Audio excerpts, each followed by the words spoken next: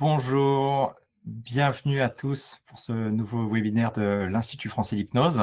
Merci beaucoup à Marine Durieux-Pérou d'avoir bien voulu faire la présentation du projet sur lequel elle travaille actuellement au sein de l'Institut Bergonié. Merci également à Estelle, pour notre responsable marketing et communication, pour l'organisation de ce webinaire. Eh bien, écoutez, je commence par laisser la parole à Estelle pour vous présenter un certain nombre d'éléments sur l'IFH. Oui, alors pour commencer, donc tout d'abord, qui nous on est, donc l'IFH, puis ensuite je vous présenterai Serenleaf. Donc l'IFH, donc l'Institut français d'hypnose, tout simplement, on a un centre de formation et de recherche en hypnose thérapeutique, et donc on existe depuis plus de 35 ans maintenant, en 2025, donc on a été fondé en 90 par le professeur Didier Michaud, et donc en fait la volonté, ça a été vraiment de former les professionnels de santé à l'utilisation en fait de l'hypnose thérapeutique dans leur pratique, dans leur métier. On est composé d'une équipe de formateurs experts, tous professionnels de santé, pour les professionnels de santé. Donc voilà, donc ça c'est l'IFH en quelques points. Si vous voulez en savoir plus, vous pourrez directement aller sur notre site internet hypnose.fr, où on va partager plein d'informations, autant pour les professionnels de santé pour comprendre ce qu'est l'hypnose, mais aussi pour les non-professionnels de santé, si par exemple vous avez besoin d'accès pour pouvoir consulter un professionnel de santé, psychologue, infirmière qui pratique l'hypnose, voilà, ça peut également vous être utile en tant que patient. Ensuite, je laisse passer Marine la deuxième slide.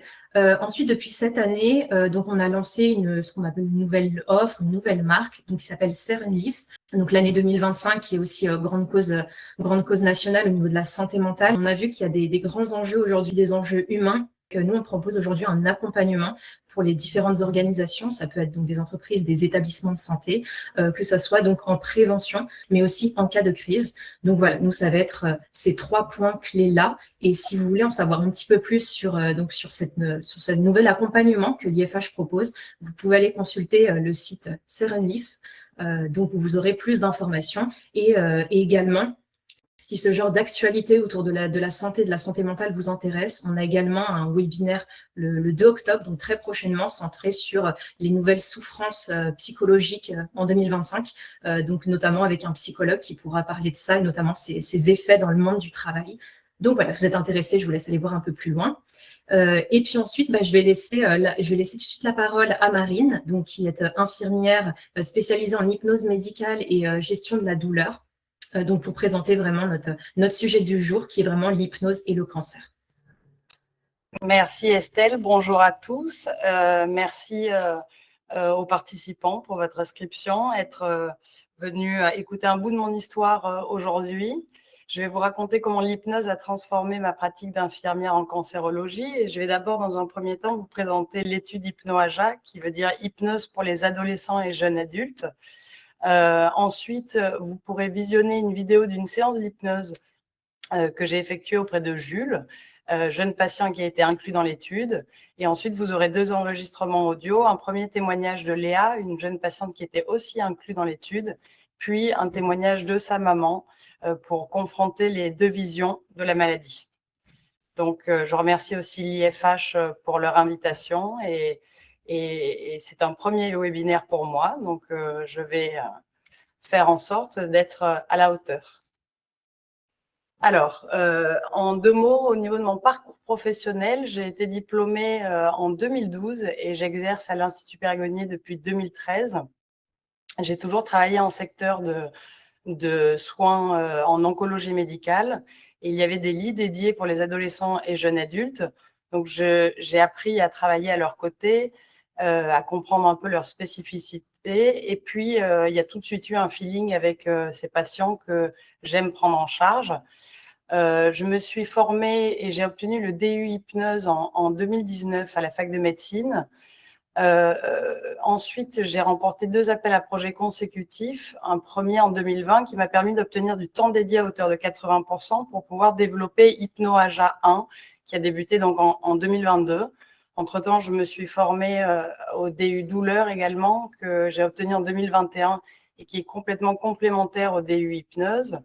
Et puis, j'ai eu la chance de remporter un 2e appel à projet auprès de la Fondation Bergonié à nouveau, pour avoir du temps dédié à hauteur de 100% avec une équipe de recherche clinique cette fois-ci, qui va permettre de développer Hypno-AJA 2 et c'est dans les tuyaux. On est en train de préparer le lancement pour début octobre normalement. J'ai aussi une formation en EFT et au mouvement oculaire qui complète bien la formation d'hypnose et qui, dans mon activité, m'aide aussi au quotidien pour accompagner les patients. Donc, on sait que l'hypnose améliore la gestion de l'anxiété chez les patients atteints de cancer, mais son effet n'a pas été évalué chez les ados, et encore moins chez les ados atteints de sarcome, parce que c'était une maladie rare, on va voir ça en suivant. Il m'a semblé pertinent d'intégrer l'hypnose dans la sphère des soins de support en oncologie médicale. Donc, dans le cadre du DU hypnose, dans le cadre du mémoire, j'ai mené une étude pilote auprès des soignants pour avoir leur ressenti sur l'efficacité de l'hypnose. 100% d'entre eux ont observé un bénéfice sur l'anxiété et la douleur durant leur parcours de soins, durant le parcours de soins du patient. On parlera d'Hypno-AJA 1 en suivant. On va rester sur l'étude pilote qui a donc été réalisée en 2019. 94% des soignants affirmaient que l'hypnose apporte des bénéfices thérapeutiques pour les patients. Ils étaient donc 35 équipes médicales, paramédicales comprises. Et ils pensent donc à l'époque que l'hypnose est efficace contre l'anxiété et contre la douleur. C'est ce qu'ils ont observé. Et 100% du coup d'entre eux pensent qu'il serait adapté qu'une infirmière puisse intervenir auprès des ados en service de médecine oncologique. Donc, fort de ces résultats, j'ai essayé de dresser un constat qui a fait naître le projet Hypno-AJA du coup. Les sarcomes, ça représente des cancers qui sont rares et il y a une incidence maximale. L'adolescent jeune adulte, donc je dirais AJA à présent, représente une population vulnérable. C'est une population qui, comme c'est écrit dans le plan cancer, est à risque. En fait, ils sont en plein avènement de la puberté, ils subissent des changements personnels profonds dont ils n'ont pas encore notion, et à cela, on leur ajoute d'autres changements, à savoir un diagnostic, donc un diagnostic de cancer à leur âge. Déjà qu'à n'importe quel âge, c'est très complexe. Ça engendre pour eux des défis sans commune mesure. Donc, il me semblait intéressant de pouvoir les suivre de près. En plus, c'était un faible échantillonnage, donc qui me permettait à l'époque de gérer l'étude de A à Z, puisque je n'avais pas obtenu le temps de recherche clinique. En plus, j'avais cette expérience auprès des adolescents. J'ai remarqué qu'il n'y avait pas d'études cliniques sur le sujet. Il y a sur les adolescents, il y a sur l'hypnose, mais il n'y avait pas sur adolescents suivis pour un sarcome. Quel est l'effet de l'hypnose? Et il y a aussi eu un cas qui a été une révélation, un cas clinique, je vais vous en parler juste en suivant. Concernant l'Institut Bergonié, ça reste aussi le centre de référence international dans la prise en charge des sarcomes. On est quand même le seul centre de lutte contre le cancer en Nouvelle-Aquitaine, et ce centre qui a 3 missions principales, les soins, la recherche et l'enseignement. Donc, il m'a semblé d'autant plus pertinent de faire évoluer la recherche clinique paramédicale sur ce point. Et puis, ces patients qui sont donc inclus, ils vont avoir un traitement standard de chimiothérapie néoadjuvante. Donc, c'est la chimiothérapie qui a lieu avant la chirurgie, radiothérapie ou protonthérapie. Et ils vont bénéficier d'une chimiothérapie qui va être fortement émétisante à base d'ifosfamide ou d'anthracycline. Donc, ces traitements, ils sont pourvoyeurs d'effets indésirables majeurs. Donc, je vous ai parlé des nausées, vomissements, mais il y a aussi l'anxiété, la douleur, la modification du schéma corporel, puisque ils vont perdre leurs cheveux, on parle d'alopécie, ils perdent ou gagnent du poids, ils ont des cicatrices. Voilà, il y a toute une modification qui est à prendre en compte. Ils prennent des thérapeutiques tout au long du parcours, antiémétiques, donc les antinausées, anxiolytiques, antalgiques, et puis tout cela a un impact sur leur qualité de vie, leur scolarité bien évidemment, qui très souvent est interrompue, leur vécu psychologique de fait, avec un chaos qui arrive dans une famille et toute la fratrie, et toute la cohésion, tout est perturbé dans le schéma familial. Et pour revenir sur ce cas clinique qui a été une révélation, à l'époque, je suivais une jeune patiente qui avait 27 ans et qui était suivie pour un ostéosarcome du fémur droit et qui avait fait sa chimiothérapie néoadjuvante, qui avait eu sa chirurgie et qui était chez nous pour sa chimiothérapie adjuvante, donc après la chirurgie. Et il fallait du coup, post-chirurgie, qu'on lui retire des agrafes sur sa cuisse. Et ce jour-là, Sam, elle était totalement hermétique aux soins, fermée. en refus catégorique de soins et nous étions tous médecins, paramédicales, dans l'impasse thérapeutique. Et une de mes collègues à l'époque, de mes collègues adorés, me propose elle a été formée, elle a eu une petite formation d'hypnose et elle me propose de l'amener un peu dans sa safe place et d'éventuellement le lieu sécure. On appelle ça comme ça quand on mène une séance, c'est un lieu qu'un patient aime particulièrement. Donc, elle se propose et puis Sam accepte en se disant, bon, foutu pour foutu, allez, on va voir. Donc là, la porte se ferme, on se retrouve presque toutes les infirmières du service dans sa chambre. Puis là, le temps se suspend un peu, donc la séance commence. Moi, je m'occupais de retirer les agrafes, ma collègue faisait l'hypnose et puis une troisième collègue était un peu garante du temps et garante du confort de tout le monde. Et donc là, le soin se déroule parfaitement bien, sans encombre, un faciès détendu, un sourire figé même sur le visage. C'est rapide, efficace. Sam sort de sa séance et puis nous regarde longuement et nous dit « Bon, c'est bon, je suis OK pour que vous me retiriez les agrafes. » Et là, on lui dit « Mais Sam, tout est fait. Là, ta cicatrice, elle est magnifique. Tout va bien, on a tout fini. C'est OK. » Et là, elle est un peu comme sidérée, autant que moi, je le suis intérieurement. J'ai un peu eu un arrêt sur image de cette scène en me disant, en fait, c'est tellement efficace, tellement fluide, tellement enrobant et puis tellement utile qu'il faut absolument que je me forme à l'hypnose. Et puis, cette envie ne m'a jamais lâchée. Et donc, voilà comment est né le projet Hypnoagent. Et puis, il y a d'autres patients aussi auxquels je pense, hein, bien sûr. Je n'ai pas le temps de faire référence à tout le monde, mais il y a aussi Corentin pour qui, bien évidemment, il est aussi à l'initiative de ce projet. Donc, on va se faire un peu d'épidémiologie. Qu'est-ce qu'un sarcome? C'est une tumeur maligne qui se développe à partir des tissus de soutien de l'organisme ou des tissus mous tels que les muscles, les tissus adipeux, le cartilage, les vaisseaux sanguins ou lymphatiques, nerfs ou os. Je répète, c'est un cancer qui est rare. Ça concerne 2% de l'ensemble des nouveaux cancers en France, 10% des cancers de l'enfant et de l'âge. Donc, il y a 3 grandes catégories de sarcomes. Il y a plus de 50 types, donc je ne vais pas pouvoir rentrer dans les détails, mais il y a les sarcomes des tissus mous, les sarcomes des viscères et les sarcomes des os. Quel est l'objectif principal de l'étude? C'était de décrire l'incidence de l'hypnose sur les troubles anxieux au sein d'une population qui est donc vulnérable, qui est atteinte de sarcome et qui a pu bénéficier d'hypnose pendant les cures de chimiothérapie en alternance. On va revenir sur le parcours. Il y a aussi des objectifs secondaires qui sont d'évaluer l'incidence de l'hypnose sur l'intensité de la douleur, l'intensité des nausées, vomissements chimio-induites, la modification du schéma corporel, la consommation de thérapeutiques médicamenteuses par 3 grandes classes en si besoin, puisqu'on n'a pas comptabilisé le traitement standard qu'on a maintenu bien évidemment, la qualité de vie et la satisfaction du patient. Le design de l'étude, donc c'est une étude de cohorte prospective monocentrique qui est donc qui a lieu qu'à l'Institut Bergonié pour le moment. Les critères d'inclusion sont les suivants. Les patients étaient âgés de 15 à 30 ans. On a volontairement augmenté la fourchette des AJA qui est de 14-25 initialement en France parce que ça permettait d'inclure plus de patients pouvaient bénéficier d'hypnose. Et puis aux États-Unis, il faut rappeler que les AJA, c'est 15-39 ans, donc on s'est laissé, voilà, j'ai acté le fait que ça puisse être 15-30 ans. Il fallait qu'ils soient pris en charge initialement pour un sarcome des tissus mous ou osseux, qu'ils aient une indication de traitement par chimiothérapie néoadjuvante, donc avant la chirurgie, à base d'anthracycline et ou d'ifosfamide, que le traitement soit réalisé sur l'Institut Bergonié et que leur consentement éclairé soit signé, et s'ils sont mineurs, que ce soit via l'autorisation parentale. Je ne vais pas rentrer dans les détails concernant les critères d'exclusion parce que bon, c'est les contre-indications connues à l'hypnose. Vous aurez les slides disponibles. Je ne vais pas… Voilà, je continue sur le suivi des patients.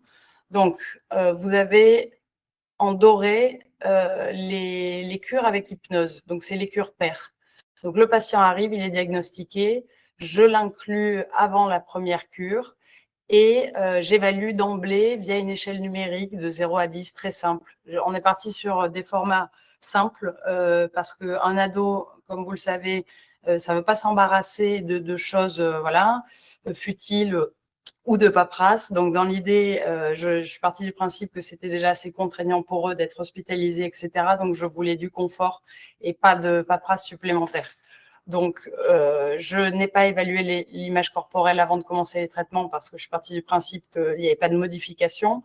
La qualité de vie est bien évidemment évaluée en amont pour avoir un état des lieux. Et puis, après, à mi-cure, la qualité de vie est de nouveau réévaluée, puis à la fin des traitements. Tout comme l'image corporelle qui, du coup, est évaluée à C3, cure impair sans hypnose, et puis à la fin des traitements. Et non seulement les paramètres, tous ces paramètres que vous voyez de cocher sont évalués sans hypnose, donc les colonnes noires, et évalués avec hypnose et les colonnes dorées, mais également juste avant une séance d'hypnose et juste après, pour comprendre justement quelle est la différence quand il y a hypnose et quand il n'y a pas de séance d'hypnose durant la cure, et lorsqu'il y a une séance, quels sont les paramètres en amont et juste après. Donc, on se base sur une échelle numérique d'évaluation très simple de 0 à 10, comme je vous disais. Pour les nausées, vomissements, c'est le CTCAE qui est utilisé par les équipes médicales au quotidien. J'avais créé des tableaux croisés dynamiques pour évaluer les prises d'antalgiques en si besoin, antiémétiques, anxiolytiques. Donc, j'ai comptabilisé tout cela, mais je ne pouvais pas le faire en termes de timing. C'était trop compliqué de savoir le jour où ils avaient une séance, de le faire juste avant et la consommation juste après. Donc, c'était lissé chaque jour de chaque séance, de chaque cure de chimiothérapie. L'évaluation de la qualité de vie, c'était via le questionnaire QLQC30 et puis le Body Image Scale pour l'évaluation de l'image corporelle. Et c'est bien sûr des échelles d'auto-évaluation que le patient faisait. Moi, je recueillais les résultats. Ça peut être un biais d'ailleurs pour la suite et je vais en parler en suivant. Donc, il y a 20 AJA qui ont été inclus sur 2 ans. Il y a eu 12 hommes pour 8 femmes. L'âge médian, c'était 19 ans. Il y a eu 4 mineurs qui avaient moins de 18 ans, 4 AJA mineurs. Et puis, 12 ont été suivis pour des sarcomes osseux versus 8 pour des sarcomes des tissus mous.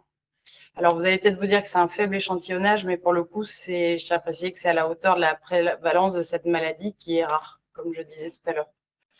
Les résultats, c'est que 100% des patients ont accepté d'être inclus. 100% ont réalisé un parcours complet sans sortie d'études. Et bien sûr, quand ils sont suivis à Nice en protonthérapie, il y a une sortie protocolaire de fait, mais ce n'était pas leur choix. C'était pour la continuité des traitements. J'essaye d'avancer sur les résultats. Ça fait partie des résultats phares de l'étude. C'est que 100% des échelles numériques d'anxiété sont en diminution après une séance d'hypnose. Là, vous avez les points qui représentent la médiane et puis les barres, le maximum, le minimum. Ici, c'est les cures sans hypnose. Et là où il y a un peu plus d'écrit, c'est les cures avec hypnose. Donc, c'est intéressant de regarder avec, sans hypnose et avec ici, et juste avant, juste après. On voit la décroissance immédiate. Donc, à droite, toutes les échelles d'anxiété sont en diminution aussi par rapport à la première cure post-séance d'hypnose. Vous aurez le temps d'y revenir, vous aurez les diapos. Il y a près de 40% des patients qui prennent des anxiolytiques à l'initiation du traitement. Il y a moins 20% de prise d'anxiolytiques au cours des traitements. Donc, on peut imaginer que c'est aussi grâce à l'efficacité de l'hypnose. On voit bien sur les cures en orange que c'est les cures avec hypnose. Et du coup, on voit la différence sans hypnose avec, sans hypnose avec, sans hypnose avec. Par rapport à la douleur, je ne vais pas réellement en parler parce que c'était peu observable. Déjà, il y a un biais, c'est que la chimiothérapie peut avoir un effet antalgique au fil des cures parce qu'elle réduit la masse. Donc, c'était difficile de savoir si c'était l'hypnose ou l'efficacité de la chimiothérapie. Donc, on a observé qu'il y avait quand même près de 70% des patients qui prenaient des antalgiques à l'initiation du traitement. Et puis après, l'évolution avec et sans hypnose était variable. J'aimerais qu'on parle de ce résultat, cet autre résultat phare de l'étude qui concerne les vomissements à gauche. Vous avez la cure sans hypnose, la cure avec hypnose ici, cure sans hypnose à nouveau, cure avec hypnose. Et on voit qu'il y a plus de 10% des patients avec des vomissements de grade 1 lors des cycles sans hypnose ou avant hypnose, et 100% des patients qui sont sans symptômes de vomissement après hypnose. Donc, vous pouvez le voir ici, ça c'est avant, et 100%, toutes les barres pleines, c'est après hypnose. Donc, ça montre l'efficacité constante et les bénéfices de l'hypnose. À droite, pour les nausées, il y a plus de 30% des patients qui ont des nausées de grade 2 lors des cycles sans hypnose ou avant hypnose, et on voit qu'il y a plus de 70% des patients qui sont sans symptômes de nausées après hypnose. Donc là aussi, c'est un résultat qui est extrêmement intéressant.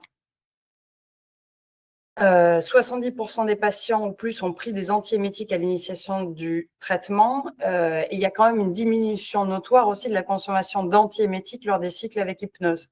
Donc les cycles en orange toujours. On peut voir l'évolution qui est bien marquée à chaque fois.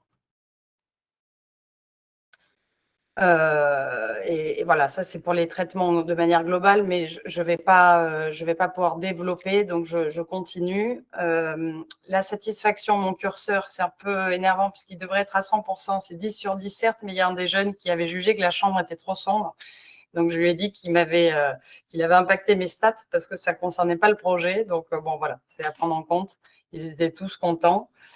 Les principaux résultats qu'il faut retenir, donc, c'est 100% des échelles d'anxiété qui sont en diminution directement après une séance d'hypnose, pas de résultats directement observables concernant la douleur, une diminution de la proportion de patients avec des nausées-vomissements après hypnose et pas de traduction directe sur la consommation de thérapeutique. Les forces de ce projet, c'est bien sûr l'amélioration du confort du patient. C'est pour le coup mon objectif principal, d'améliorer aussi la recherche clinique paramédicale, ça va de soi. Étendre la sphère des soins de support, un gain de notoriété pour notre institut, ça c'est important également parce que c'est une étude qui est pionnière et qui développe une expertise innovante auprès des patients. Ça sensibilise aussi les équipes et qui ont envie de se former par la suite, les équipes soignantes. Les limites, comme je l'expliquais, c'est que j'étais un peu au four et au moulin, comme on dit. Donc, c'est aussi moi qui recueillais les auto-évaluations, ce qui est un biais, on va le voir, pour la future étude à venir. Et ce sera corrigé dans HypnoAja 2. Parce qu'en fait, cette étude, et c'est important de préciser que je n'avais pas obtenu le financement de la recherche clinique, donc c'était un peu artisanal la manière dont, même si j'ai mis tout mon cœur, de faire ce suivi. Et donc, nous aurons grâce à HypnoAja 2, une étroite collaboration avec les équipes de recherche clinique, le groupe Sarcom, urologique, sénologique. Comment on va se designer la future étude. L'échantillonnage va augmenter. Les AJA seront inclus de 15 à 39 ans et il y aura 2 cohortes. Une cohorte pour les sarcomes et les tumeurs germinales, que je suis amenée aussi beaucoup à suivre et pour lequel je n'ai pas exploré, j'ai pas potentialisé les résultats. Et une nouvelle cohorte avec une prise en charge de sujets jeunes pour un cancer du sein. Je suis amenée très souvent en hôpital de jour à aller les voir pour les accompagner pendant leur EC. Donc, c'est une chimio qui est fortement émétisante. Et qui leur permet, grâce à l'hypnose, très souvent, et ce sont leurs témoignages, d'être observants et d'accéder à leur chirurgie. Donc voilà, parce qu'en plus de HypnoAja, l'idée, c'est que je propose des séances dans la tour de médecine à tous les patients qui sont dans le besoin. Donc j'ai aussi envie que ces résultats-là puissent être mis en valeur. Voilà, et mon objectif aussi, c'est d'intégrer l'hypnose aux soins de support pour qu'il y ait une offre de soins plus variée et qu'on accompagne les patients d'une manière plus novatrice et en équipe, toujours, ça c'est très important. Il est possible que cette étude devienne multicentrique dans un futur proche ou lointain, je ne sais pas, mais j'avais eu des sollicitations d'autres centres de lutte contre le cancer. Là, vous avez des témoignages qui sont scannés, mais du coup, vous allez avoir l'audio, donc vous verrez plus tard si ça vous intéresse, avec des articles de presse, une campagne de pub qui a eu lieu sur le projet HypnoAja via l'agence Le Vestiaire et pour la Fondation Bergonié. Et puis, vous allez visualiser à suivre une séance d'hypnose que nous avons fait ensemble avec Jules, qui est OK, et je tiens à le spécifier, qui a donné son consentement pour le projet HypnoAja et qui a aussi donné son consentement pour le droit à l'image et la diffusion. Parenthèse, je porte un masque pendant la séance parce que c'était en période de Covid. Et pour finir, je souhaite remercier bien évidemment les 20 AJAC qui ont été inclus dans l'étude, tous les autres patients que je suis amenée à suivre. Je voudrais juste dire un petit mot sur la capacité de résilience de ces ados que j'admire pleinement et qui sont, et je sais qu'ils n'aiment pas ce mot, donc du coup, courageux. Ils me reprennent souvent en disant « je ne suis pas courageux, je n'ai pas le choix, je veux vivre ».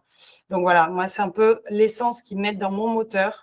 Je remercie également du coup avec vraiment le fond de mon cœur la Fondation Bergonié et tous les mécènes qui participent au financement de ces beaux projets au service des patients, l'Institut Bergonié bien évidemment, les équipes de recherche clinique, les équipes soignantes médicales et paramédicales avec qui je travaille en étroite collaboration et sans qui rien ne serait possible, et bien sûr mon entourage proche qui est parfois impacté, certains sont mécènes aussi, et qui est parfois impacté par l'énergie que je déploie, comme je l'appelle, dans ce troisième bébé. Voilà, si vous avez besoin de me contacter, vous avez l'adresse mail en haut. Je vous remercie infiniment pour votre écoute. Je sais que c'est allé assez rapidement, mais il y aura 20 minutes de questions après l'audio, la vidéo de Jules là, que vous allez pouvoir regarder tranquillement. Et puis nous reparlerons en suivant si vous avez des questions, besoin. Je reste disponible aussi par mail en fonction.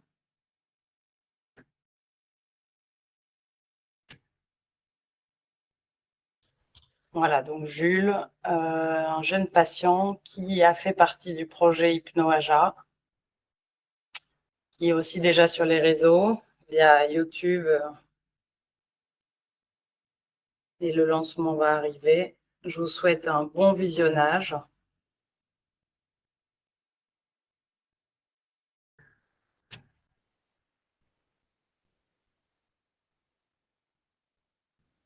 Alors, on vous laisse juste patienter quelques secondes, hein, le temps du lancement de la vidéo.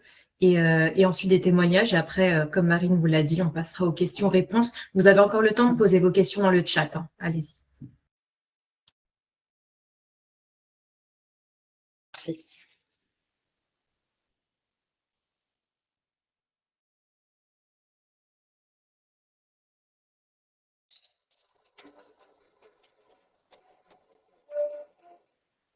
Parfait. Tu concentres toute ton attention sur cette zone, sur cette pomme de main qui forme des traits qui sont spécifiques peut-être à un chemin sur lequel tranquillement tu te promènes en laissant vagabonder l'attention consciente pour laisser tranquillement, pendant que les oreilles écoutent ce qu'il se passe, les parties du corps les plus conscientes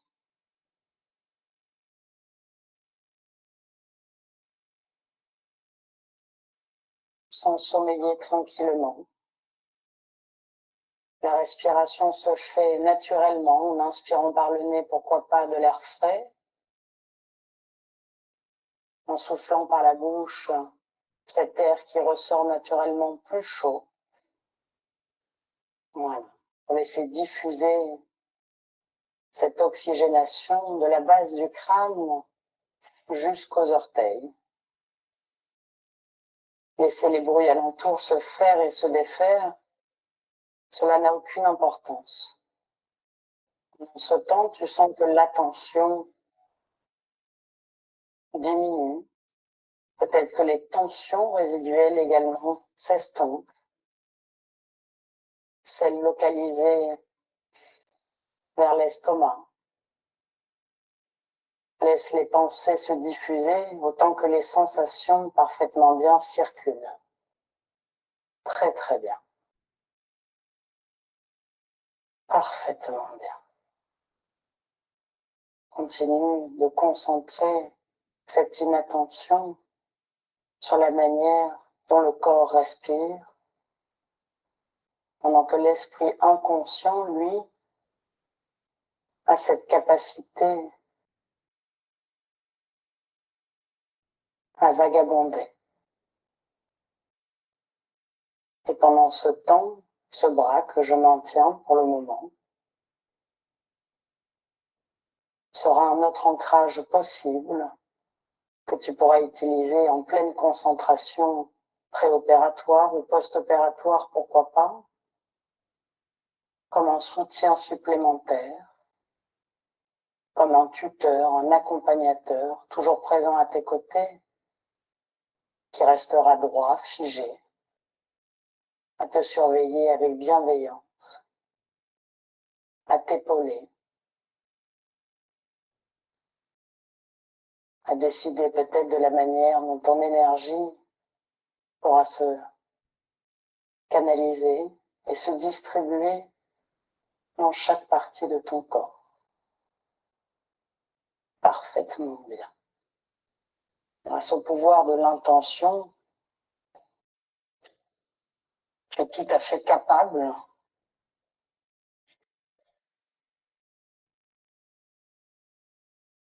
de laisser les mots, MOTS, soigner les mots MAUX,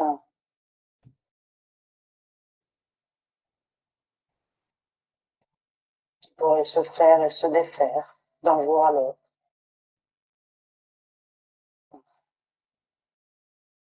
Tu gardes en tête ces deux possibilités, d'intérioriser par la pensée le regard à l'intérieur de cette paume de main, ou de t'entraîner à maintenir ce bras grâce au pouvoir de l'intention. Pour laisser le soleil apparaître à l'intérieur de ton propre paysage, pour y évaluer cette météo intérieure, savoir comment tu pourrais chasser les nuages, si nuages il y a. Voilà.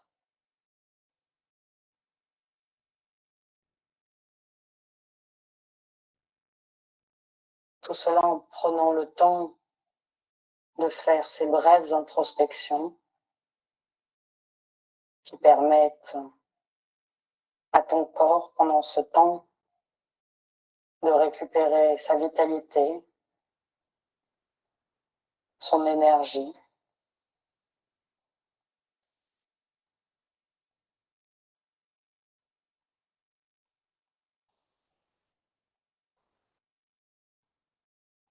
sa capacité à entendre sans écouter, ou bien à écouter sans entendre ce qu'il se passe dans cet intérieur, voilà, en laissant le corps mobile, tout à fait libre.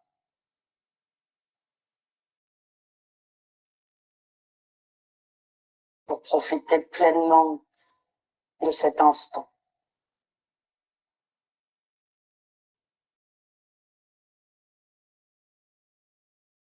Profitez également du bruit des silences.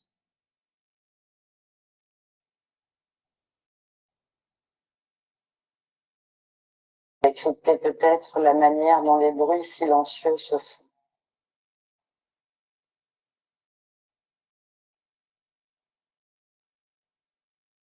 Et sache que tout ce que tu le fais parfaitement bien.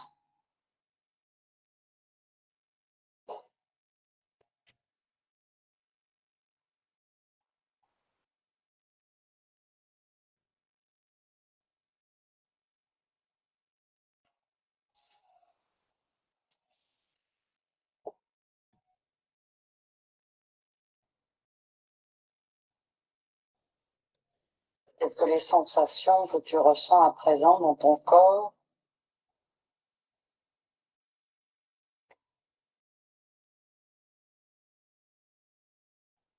sont plutôt confusionnantes, à savoir peut-être qu'une partie de ton corps se situe un peu plus en dessus ou en dessous de ce matelas moelleux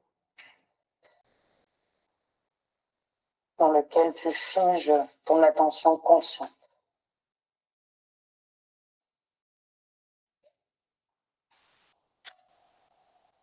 Tout cela dans le but de laisser de l'espace à l'intérieur de ton estomac,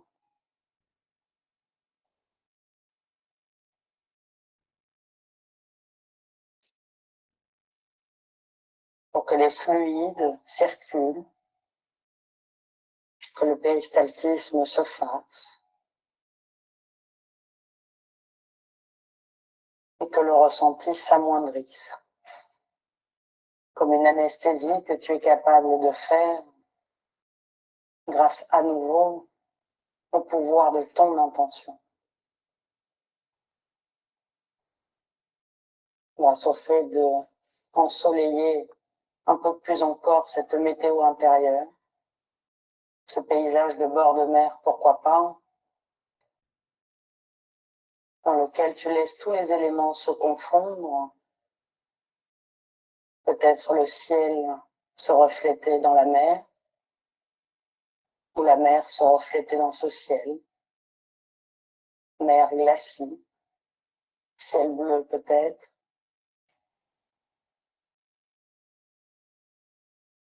et tu profites simplement des éléments que t'offre la nature,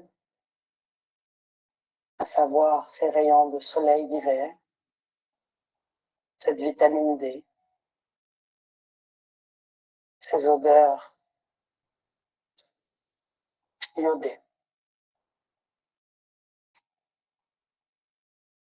Tu as peut-être à l'intérieur de tes narines, avec des notes de sel de pin, pourquoi pas, de sable chaud, ou plutôt humide, et de cette brise marine.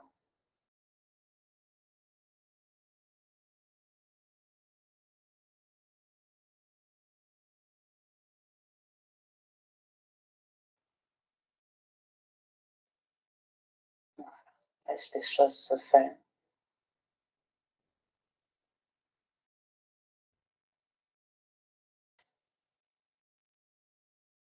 À leur rythme.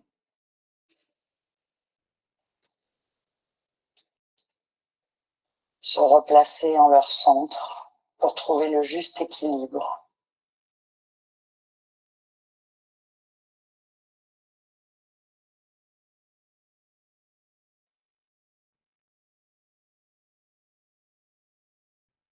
Est-ce que l'équilibre se fait en son centre? Toi seul sais ce qui est bon pour toi.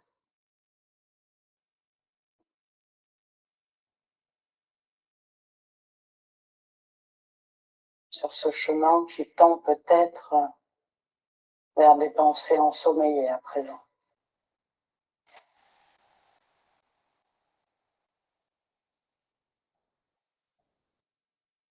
Cette interface entre la partie consciente, ce corps qui se relâche encore plus, qui se remobilise, et la partie inconsciente, baignée entre le rêverie, la rêverie et l'imaginaire.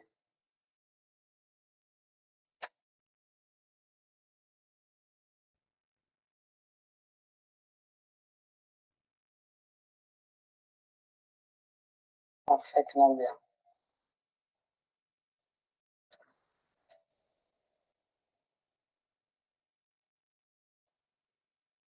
Tout le temps que nécessaire pour cela,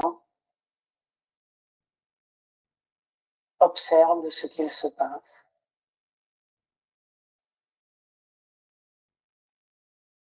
Tant que son temps peut être parfaitement excentré de ses suggestions.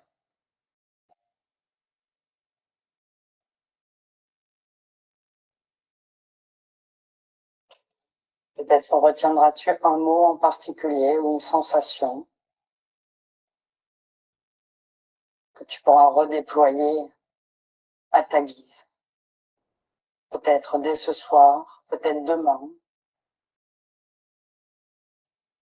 peut-être dans quelques jours.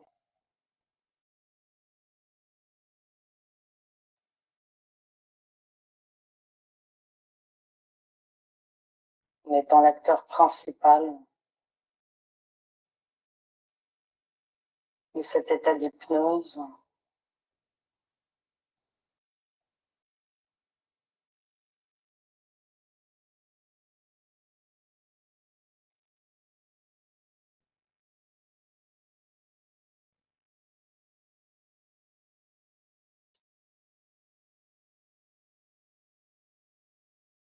dans lequel tranquillement, tu vas pouvoir prendre le temps à ta guise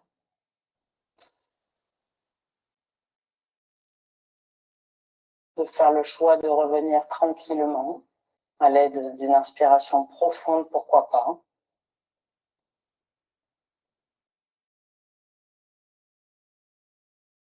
Pendant tout le temps que nécessaire, pour faire le choix soit de revenir ici et maintenant, tranquillement,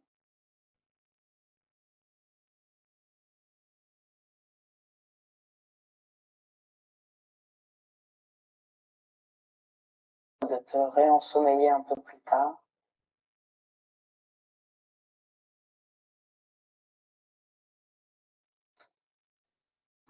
Est-ce que tu peux nous reprendre une inspiration, une expiration, pour tranquillement refaire surface.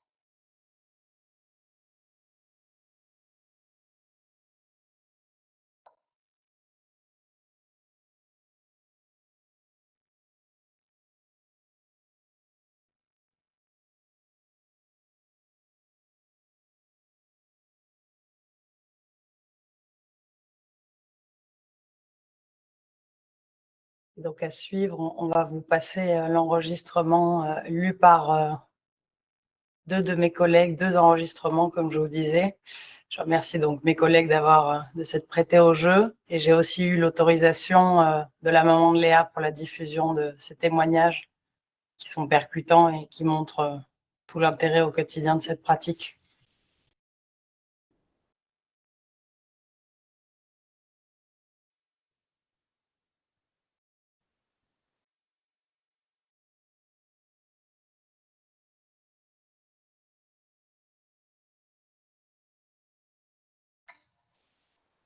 Honnêtement, je n'y croyais pas. Pour moi, l'hypnose se résumait à ce qu'on voit à la télé. Je ne comprenais pas vraiment le rapport entre ça et mon cancer. Et puis, je ne voyais pas comment ça pouvait stopper ou calmer des nausées. Je n'allais vraiment pas bien, et lorsqu'on m'a parlé de Marine, hypnothérapeute, je me suis dit que j'allais quand même écouter ce qu'elle avait à me dire. Pour être tout à fait franche, quand elle s'est assise à côté de moi et qu'elle a commencé à m'expliquer en quoi ça consistait, je n'ai pas tout saisi. Je faisais comme si de rien n'était. Mais au fond, j'écoutais à moitié. J'étais trop mal. Ensuite, elle m'a demandé si ça m'intéressait de participer au projet. Mais évidemment, j'ai dit oui. Je ne me souviens pas exactement de la chronologie des choses, mais je me rappelle très bien de la première séance. J'étais si mal. C'est là que j'ai découvert la pire sensation qu'on puisse ressentir. Un mal-être si profond que je voulais mourir. C'est donc lors de ces moments vraiment atroces que j'ai fait ma première séance. Marine est arrivée. Elle a tout de suite vu que ça n'allait pas. Elle s'est assise sur sa chaise et m'a pris la main pour commencer. Puis elle a réussi à m'emmener ailleurs. Elle m'a permis de ne plus ressentir cette sensation si inconfortable. J'ai pu, grâce à elle, trouver le peu de positif qui restait. Je me souviens juste m'être réveillée après un sommeil profond que je n'avais plus connu depuis un bon moment. Après ce jour, la seule chose qui me faisait venir à Bergogny, c'était les séances. C'était vraiment le seul argument capable de me pousser à monter dans la voiture. C'était impensable pour moi de faire une chimie au sein.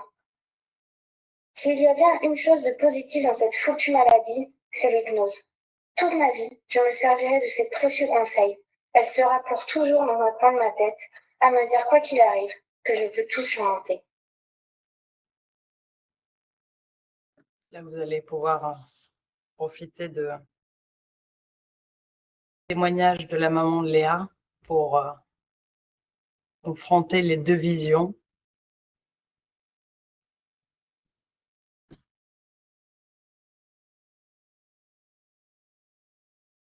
C'est en cours.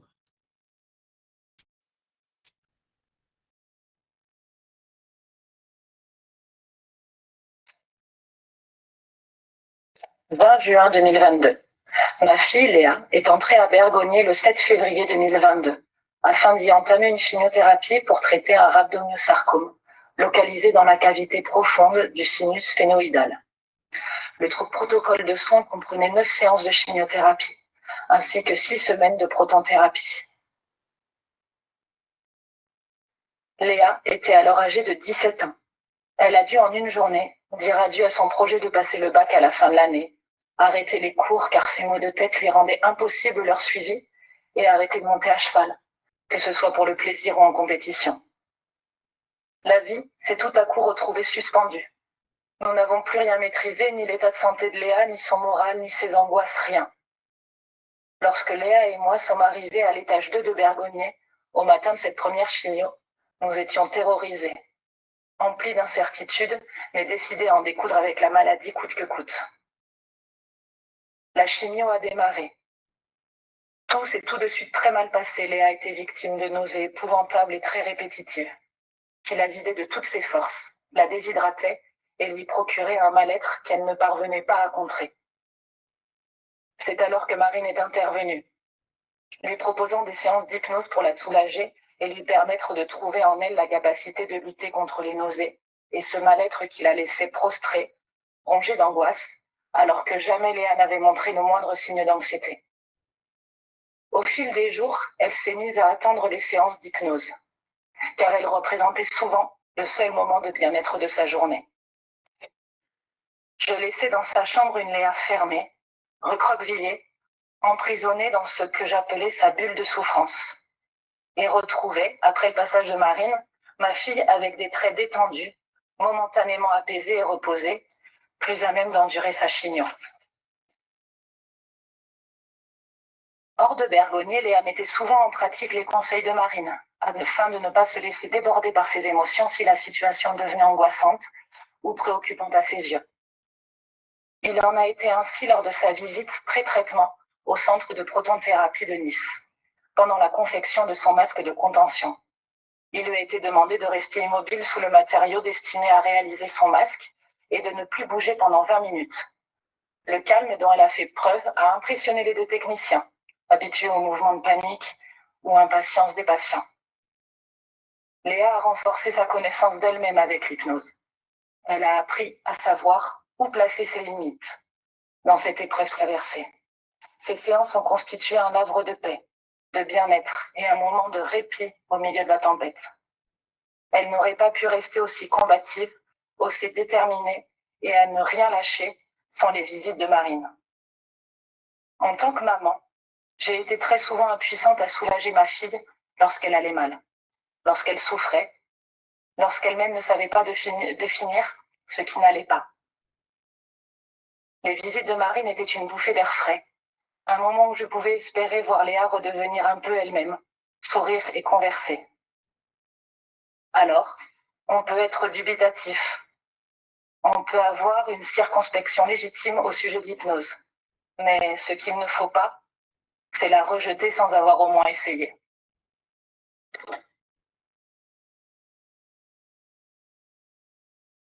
Merci pour votre écoute, en effet. Je vais redonner la main à Estelle et Ronan.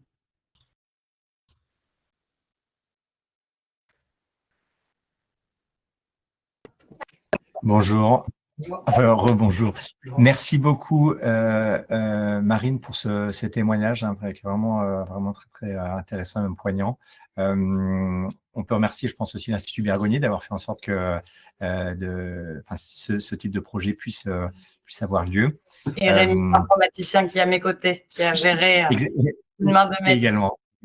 Merci beaucoup. Merci pour votre participation à tous. Alors Estelle, tu as une petite diapositive à présenter, je crois, et ensuite on pourra passer aux questions auxquelles on va répondre dans les prochaines minutes.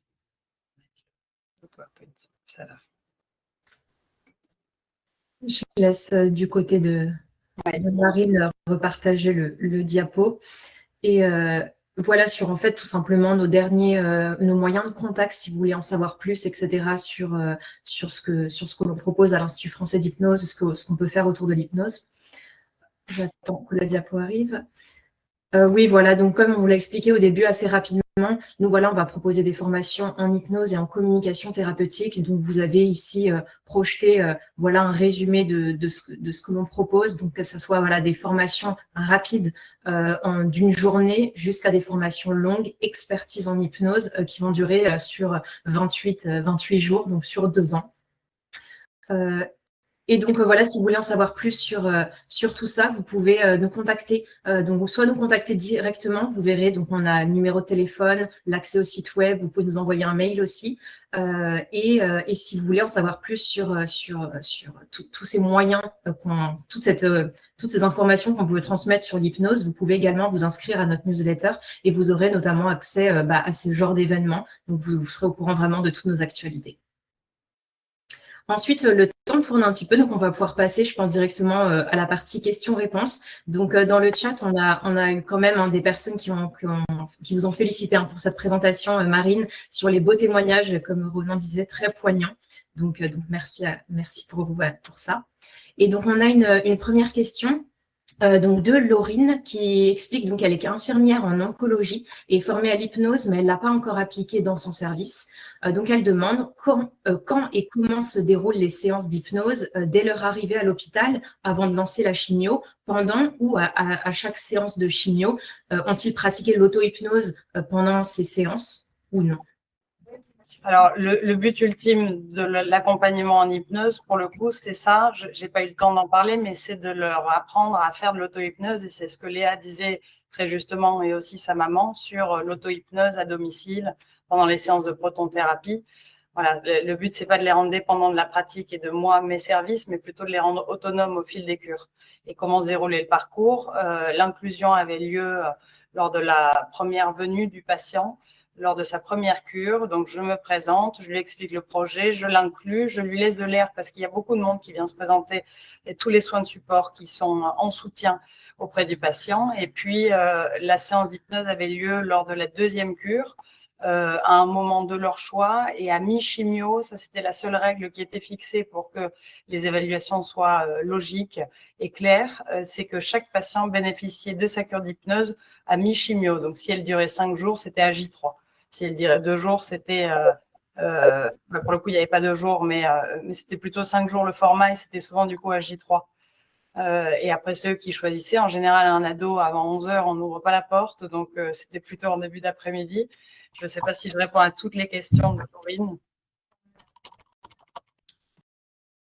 Je pense que c'était clair. Est-ce que, Marine, on a une autre question. Donc, vous avez eu la chance d'être aidée par l'institut dans lequel vous travaillez qui a favorisé votre pratique de l'hypnose. On a une question justement d'une personne qui, dans son hôpital, ne sait pas comment faire pour favoriser la pratique de l'hypnose et son déploiement. Est-ce que vous auriez des conseils à lui donner? On peut parler d'énergie déployée dans le projet puisque ça n'a pas été simple et ça ne l'est pour personne et il faut être opiniâtre. Et l'idée, c'est, je pense aussi, le nerf de la guerre, c'est les financements puisque on a tous des difficultés dans les hôpitaux et c'est pour tout le monde pareil. Donc, j'ai obtenu via des appels à projets. Donc, c'est ce que je disais en tout début de PowerPoint, de présentation. J'ai remporté 2 appels à projets et qui m'ont permis pendant 2 ans, 2 fois, d'avoir du temps dédié. Du coup, c'était l'unique solution. Ça n'a pas été financé directement par l'Institut.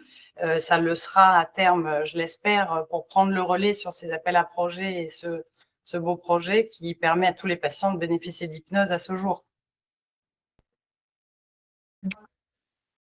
Très bien. Très bien. Voilà, il faut se rendre visible, essayer de faire des congrès, présenter des posters. Et tout ça, voilà, j'ai eu des personnes, j'ai beaucoup de personnes sur mon chemin qui m'aident et qui sont, je pense notamment au docteur Tout le Monde, à tous mes collègues, etc. J'ai de l'aide, mais c'est vrai qu'il faut vraiment tout réaliser soi-même et oser, un peu comme l'hypnose, oser se lancer. Et justement, on a une petite question sur ça. Est-ce que vous pourriez nous en dire un tout petit peu plus sur Hypno-AJA 2? Eh bien, Hypno-AJA 2, du coup, sera plus encadré parce que tant d'équipes de recherche clinique obtenues dans le deuxième appel à projet, 70 patients d'inclus, on attend 70 patients à l'inclusion. Elle va se dérouler à nouveau sur 2 ans, l'étude. Je pense qu'il y aura au moins 1 an et demi d'inclusion et puis après une analyse des résultats avec, je l'espère, une publication à l'issue pour montrer les bénéfices et j'espère que Hypno-AJA 2 aura les mêmes résultats et ce sera la continuité d'Hypno-AJA 1. Et le design de l'étude va être le même objectif principal, même objectif secondaire. Il y aura juste 2 cohortes avec plus de patients du coup plus d'ados d'un côté et des sujets jeunes suivis pour un cancer du sein qui en ont grand besoin aussi, comme tout type de patient. En tout cas, j'ai été souvent appelée en hôpital de jour pour cette patientèle-là et on remarque vraiment une observance et une adhésion aux soins qui est plus importante et du coup, ça leur permet d'accéder à leur chirurgie, donc c'est non négligeable. Ensuite, on a une autre question sur est-ce que les techniques que vous avez présentées, est-ce qu'elles sont adaptées à tout type de public au-delà des adolescents? Je dirais que tout vient de la présence qu'on a auprès du patient et de la manière dont on sait l'écouter et l'observer. Je pense qu'il y a une idée de protocole avec des ingrédients pour une bonne recette. Dans l'idée, c'est ce qu'on apprend dans le DIU, d'avoir des ingrédients, mais personne ne donne la recette. Donc, la recette, je pense que chacun met son bon sens et son observation et son imagination aussi, mais sans que ça empiète sur l'imagination du patient qui va vivre la séance. Donc, c'est un savant mélange de comment on va utiliser les ingrédients pour se créer une propre pratique. Chacun, on a globalement la même manière de faire en hypnose ericksonienne. Après, chacun y met sa petite patte. Alors, pour les ados, je pense que c'est plutôt spécifique à leur attente du moment, à ce qu'ils vivent. Et je parlais de l'avènement de la puberté. Donc, ça reste quand même des patients qui sont dans un monde autre que l'adulte ou la personne âgée. Mais pour autant, je pense qu'on peut toujours prendre les mêmes ingrédients et puis les moduler. Oui, c'est en effet très clair. Oui. Donc, on a une autre question. Alors, Ronan, si tu veux prendre la parole derrière moi. Alors, on a une question sur le fait que vous avez parlé du lieu sécure en hypnoanalgésie. Est-ce qu'il y a d'autres techniques que vous pourriez présenter brièvement? Oui, alors pour le coup, en technique analgésique, il y a aussi les mains de Rossi, la technique, il y a les mains de Rossi, mais là, je ne sais pas si on aura le temps de rentrer dans le détail, mais une technique que j'utilise assez souvent, c'est la technique du gant magique pour le coup. Donc le patient prend le temps d'insérer un gant de la matière de son choix, de la couleur de son choix, et ce gant, il va avoir certains pouvoirs magiques. Pareil, il faut rester dans le champ d'imagination et dans le souhait du patient. Donc, il faut l'adapter à un peu sa vision des choses. Mais en tout cas, il a des pouvoirs, il est sûrement chaud, il y a des choses qui se passent dans ce gant et il peut l'appliquer sur la zone de son choix qui le fait souffrir. Ça peut aussi marcher sur des douleurs abdos, avec des nausées. Je l'ai déjà utilisé. Qu'est-ce qu'il peut y avoir comme technique? Il y en a un large panel. Là, comme ça, tout de suite, je pense à ça, mais il faut toujours partir du symptôme du patient, ça c'est clair. Enfin, en tout cas, moi, c'est ce que j'ai tendance à faire et c'est ce que j'ai appris et retenu. Et puis, être permissif et assez large et puis laisser ces temps de silence là dont j'ai parlé et que j'ai intégré pleinement, puisque parfois on a l'impression qu'il faut meubler pour que la séance soit la plus percutante possible. Et finalement, parfois, il pourrait se passer presque que des silences, que ce serait tout aussi utile pour que la personne, le patient qui vit sa propre expérience soit pleinement dedans. Très bien, merci beaucoup. Estelle, peut-être une dernière question? Oui, justement sur le langage permissif, donc hypnotique, entre guillemets, est-ce que vous l'utilisez aussi au quotidien? Oui. Alors, j'aurais tendance à dire que j'ai totalement désappris ce que j'avais appris à l'école d'infirmière et je voulais parler de ça, j'ai pas eu le temps, mais je pense qu'il y a une manière de frapper à la porte, d'attendre qu'il y ait un oui pour pouvoir ouvrir, de se présenter, donner son prénom, avoir déjà d'emblée le sourire, tout le non-verbal, toute l'importance du non-verbal en fait, qui fait déjà, je pense, la qualité de la journée, du suivi du patient, et la manière dont lui va se ressentir en confiance. Et puis, en fait, moi, je pose plus la question de est-ce que vous avez mal. On nous apprend ça et c'est normal de coter la douleur de 0 à 10 et de le redemander une fois qu'on a donné un antalgique pour pouvoir recoter le fait qu'on ait vérifié. Mais pour le coup, moi, je ne pose plus du tout ce genre de questions. Au lieu de dire est-ce que vous avez mal quelque part, eh bien, je vais leur demander comment ils ont passé la nuit. Et s'il y a des problèmes, des douleurs, elles seront évoquées. Et je pense que c'est ça le plus important d'ailleurs dans cette communication et dans cette alliance thérapeutique. c'est leur faire confiance parce qu'ils savent dire ce qui ne va pas et éviter tout le temps de leur parler d'ailleurs de ce qui ne va pas parce que finalement, le cerveau qui n'entend pas la négation, il va retenir douleur et on va finir par se dire qu'on a mal au petit orteil alors qu'à la base, on n'avait pensé à rien et qu'on vient de se réveiller, quoi. Voilà, je pense que c'est très, très important. Voilà. Parfait. Merci beaucoup, Marine. L'heure a tourné. On va devoir se laisser, mais vraiment un grand merci pour ce beau témoignage. Bravo. À hauteur de vos attentes. Et je suis disponible via mon adresse mail si besoin. C'est avec plaisir. Et merci. Et merci Bonne journée à tous. Merci. Merci. Bonne journée à tous.